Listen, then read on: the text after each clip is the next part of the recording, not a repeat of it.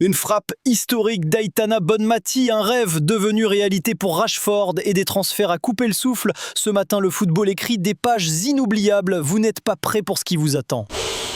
Il salue à tous les passionnés de football, accrochez-vous car ce matin la planète foot est en ébullition et on commence avec un moment historique dans le football féminin. Espagne-Allemagne, un chef-d'œuvre d'émotion. Les Espagnols se sont qualifiés pour leur toute première finale de l'Euro féminin. Un exploit arraché au bout du suspense face à une Allemagne redoutable et le sauvetage est signé Aitana Bonmati, double ballon d'or, héroïne nationale. Elle offre la victoire à la 113e minute avec une frappe en angle fermé absolument somptueuse. La gardienne allemande n'a rien pu faire, la Roja rejoint la finale pour défier l'Angleterre et rêve d'un doublé homme-femme dans l'histoire du foot européen. Marca s'enflamme, vous êtes grande, Mundo Deportivo lui place la star du Barça en couverture, pendant qu'en Catalogne, une autre bombe fait l'effet d'un séisme. Marcus Rashford débarque officiellement au FC Barcelone.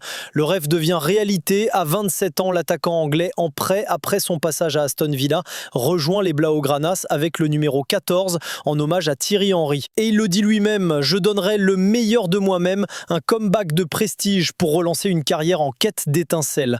En Angleterre, les médias s'emballent, le Daily Mail l'affiche en cabine rouge, maillot du Barça sur les épaules. The Times révèle que le joueur rêvait du club catalan depuis janvier. Aujourd'hui, c'est fait, mais ce transfert majeur a presque fait oublier une autre bombe. Liverpool s'offre Hugo Ekitike pour 91 millions d'euros. Oui, vous avez bien entendu, avec cette signature, les Reds dépassent les 300 millions d'euros dépensés sur ce mercato. Une pression énorme repose sur les épaules du jeune Français, déjà comparé à Thierry Henry, rien que ça. Direction le Portugal maintenant, où Victor Gyökeres est sur le point de signer à Arsenal. Le Sporting a validé les documents. Les dernières signatures sont en route. Arsenal tient son buteur.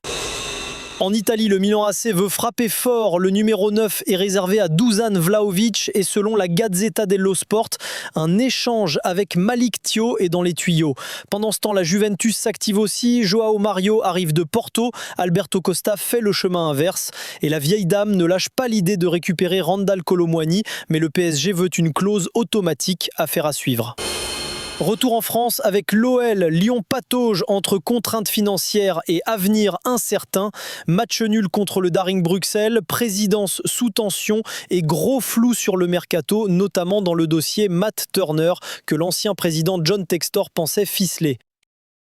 Et du côté du PSG, silence radio volontaire. Paris temporise, ne veut pas chambouler un effectif déjà solide.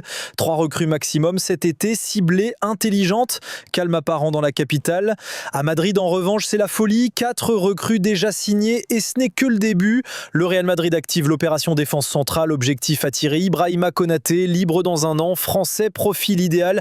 La piste William Saliba reste complexe, mais Florentino Pérez rêve en secret de Rudiger. Et tenez-vous bien, selon The Sun, le Real est prêt à poser 115 millions d'euros pour recruter le Ballon d'Or 2024.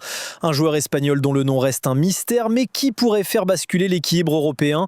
Et si le deal échoue, Madrid a un plan B interne. Chema Andrés, 20 ans, perle formé à la Castilla, déjà comparé à Rodrigo. Vision, taille, impact. Carlo Ancelotti l'a déjà lancé dans le grand bain. Et pour finir, la légende s'écrit en chiffres. Kylian Mbappé annonce officiellement son nouveau numéro, le 10. Une ère se termine, une autre commence. Tout simplement. Merci pour votre fidélité, la famille. Si ce genre de résumé vous plaît, abonnez-vous maintenant, likez la vidéo et dites-moi en commentaire qui est le transfert le plus fou de cet été. On se retrouve ce soir pour Journal Mercato. Prenez soin de vous. Ciao.